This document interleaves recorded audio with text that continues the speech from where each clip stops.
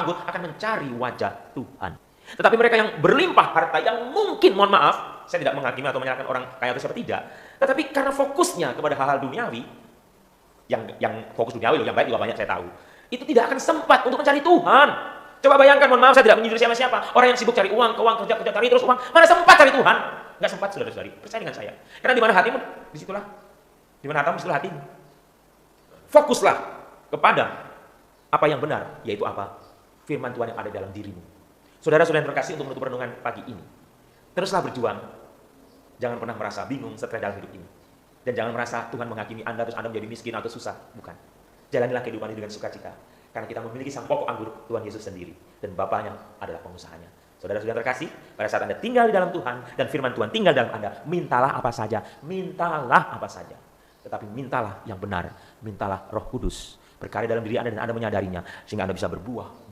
Haleluya, haleluya, Kristus jaya, haleluya, Tuhan perkasa, bangkit mulia, adu maut dan dosa, haleluya, haleluya, Kristus jaya, haleluya. Dalam nama Bapa dan Putra dan Roh Kudus. Amin. Rahmat dan damai sejahtera dari Allah Bapa dan dari Tuhan kita Yesus Kristus bersamamu. Dan bersama rohmu. Selamat pagi Bapak Ibu Saudara-saudari, Frater, Suster, Romo yang terkasih dalam Kristus. Kalau Anda pernah ke Eropa, maka minuman anggur itu adalah sajian minuman yang terhormat untuk para tamu. Dan minuman itu semakin mengasihkan ketika tuan rumah mengeluarkan minuman itu dan kita duduk bersama dan menikmatinya dengan sukacita. Anggur adalah minuman kehormatan untuk setiap orang yang datang bertamu ke rumah kita. Tetapi hari ini dalam bacaan Injil, anggur dipakai oleh Tuhan Yesus bukan hanya sebagai minuman dan membuat kita bahagia, membuat tamu bahagia, tapi Yesus adalah pokok anggur itu yang tidak hanya menjamin kebahagiaan, tetapi untuk kehidupan kekal, dan kita adalah carang-carangnya.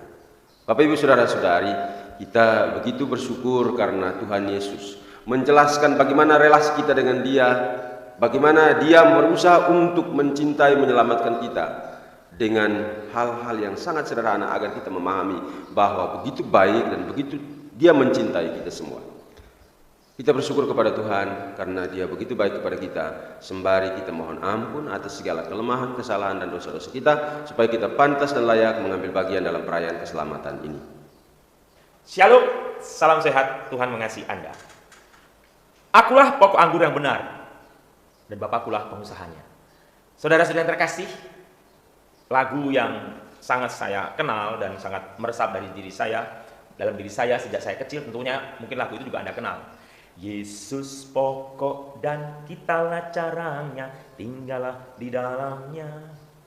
Jadi Yesus pokok dan kita ada ranting-rantingnya atau carang-carangnya. Saudara-saudari, gambaran mengenai anggur dan pokok anggur dipakai oleh gereja itu sebenarnya gambaran yang sangat indah.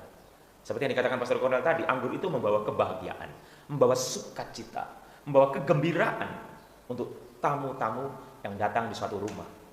Waktu saya di Eropa juga demikian, waktu di Italia makan pagi, makan siang, makan malam, kita minum anggur. Wah, dan rasanya itu bagaimana gitu. Saya bukan seorang peminum, tapi ya enak juga anggur itu ya. Jadi membuat badan kita menjadi hangat, pembicaraan menjadi enak dan lain sebagainya. Dan Yesus sendiri mengatakan, akulah pokok anggur. Dan kita semua ada bersatu dengan sang pokok anggur itu. Dan dikatakan, yang tidak berbuah dipotong, yang berbuah akan dibersihkan agar berbuah banyak, berbuah banyak.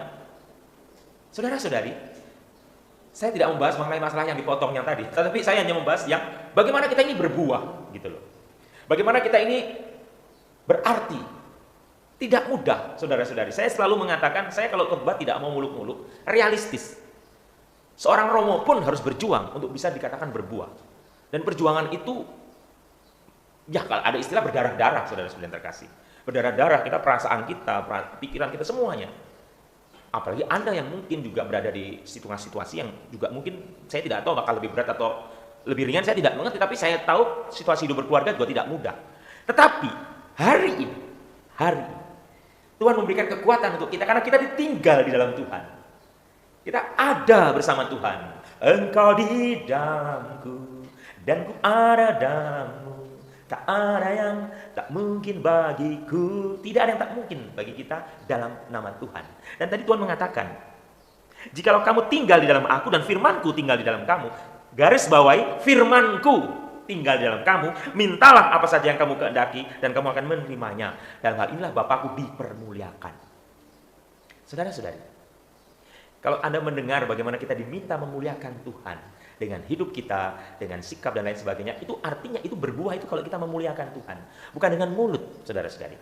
Oke lah kita memuji memuliakan Tuhan dengan lagu-laguan, oke, lagu-lagu dan sebagainya, oke. Tetapi tindakan hidup, perbuatan kita, sikap kita dalam hidup itu menentukan kualitas iman kita, menentukan kita berbuah atau tidak, menentukan kita sadar atau tidak bahwa Tuhan dan firman-Nya tinggal di dalam kita. Wah, saudara-saudari, inilah indahnya kehidupan. Derita ada, susah ada.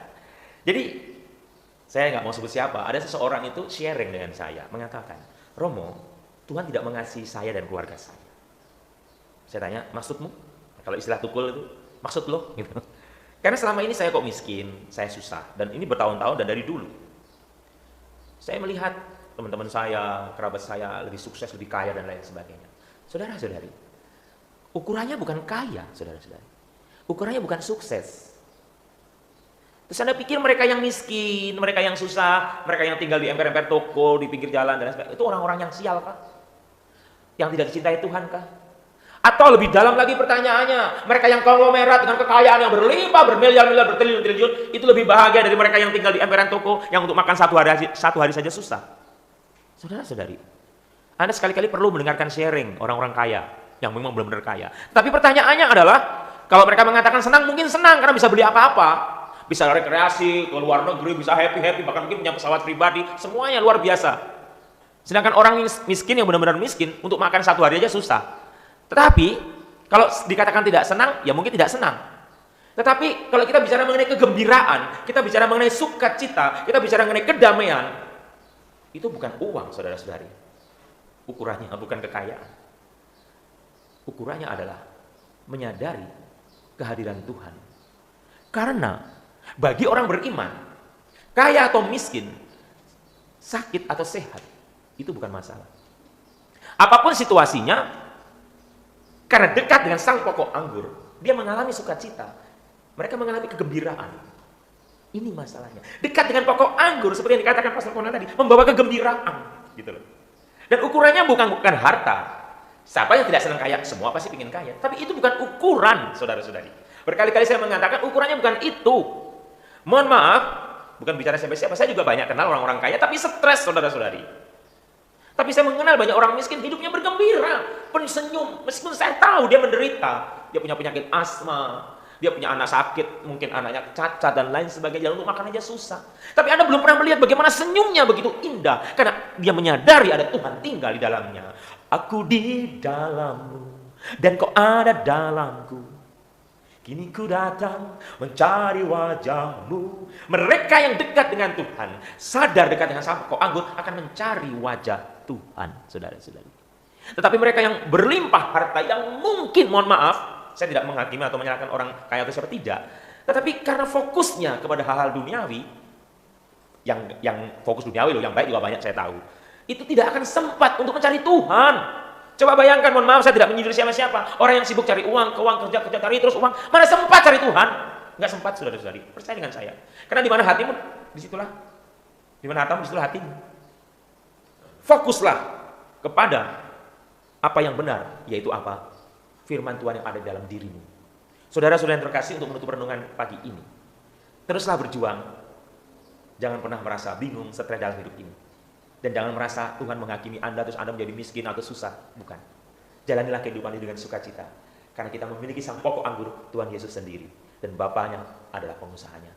Saudara-saudara terkasih, pada saat Anda tinggal di dalam Tuhan dan firman Tuhan tinggal dalam Anda, mintalah apa saja. Mintalah apa saja. Tetapi mintalah yang benar. Mintalah Roh Kudus berkarya dalam diri Anda dan Anda menyadarinya. Sehingga Anda bisa berbuah. Tuhan memberkati Anda. Marilah mewartakan misteri iman kita.